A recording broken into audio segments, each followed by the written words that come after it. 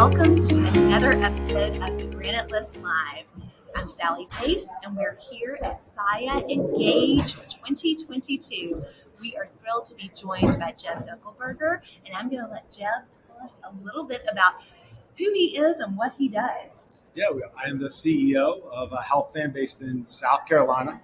We're a provider-sponsored health plan, and we just launched actually this week, and we're expanding into a 6-state territory. So Virginia, Tennessee, North and South Carolina, Florida, and Georgia. And can you tell the audience a little bit about the difference? We've got two names to share, Prisma and Promise. Yep. So can you talk about the difference between the two? Yeah, so Prisma is an 18-hospital system based in Greenville, South Carolina. So we span from Greenville all the way down to Columbia, so kind of the upstate Midlands, as it's called in South Carolina. And then Promise Health Plan is the multi-state health insurance company. Awesome. So tell a little bit about the work that you do. You've talked about who you're helping. And with SIIA, you all have been really involved. So can you talk about how that sprinkles into your day job? Yeah, so we have a team that's well versed from the Blue Coats. They've worked Blue Cross Blue Shield, United, Cigna, Aetna. And I think that we've got a bunch of kind of jaded souls that say, hey, there's got to be something better out there. Impossible. Right? Like, there's got to be something better. And I always think it's funny because you think that you're these one-offs out in the community, and then you come to an organization like SIIA in a forum like this, and you're like, actually, there's a lot of this, right? And so one of the things that we're launching is a captive. And these medical stop-loss captives are things that I think in the last 5-10 years have really been heating up. SIIA has been driving a lot of that. And what we're actually launching this week is the nation's first clinically integrated captive. So it's sponsored by a health system, and it's built for small to medium-sized businesses that are based in South Carolina. And then we're going to work with other health systems throughout the region to set up geographic captives for them as well. Awesome. For our listeners that are getting to hear all the buzz and excitement, both the background noise and the excitement, I love that we are getting to be so groundbreaking. We've had several big first-time announcements coming out here at SIIA, and that's really exciting because to me, as somebody who's been involved for several years with the organization, it's fun to see how it's evolving, how there are so many new ideas coming out.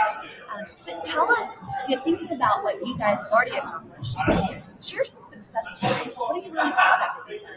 I think, for us, what I'm most proud of is we've kind of figured out the equation of how do you bring a stop-loss carrier and a provider together to create more value for the employers and the individuals. You have to come to forums like this, though, to actually understand all the mechanics, because so much of what we're doing is kind of the leading edge. So there isn't a textbook or a rule book that we can kind of reference.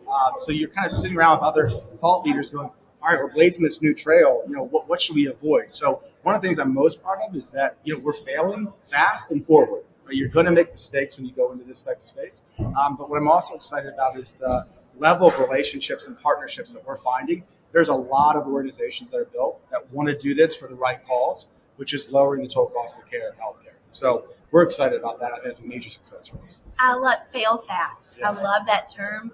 And I would also piggyback that. I think you're an example of what a great ecosystem there is here of people to lean on, to learn from a real community.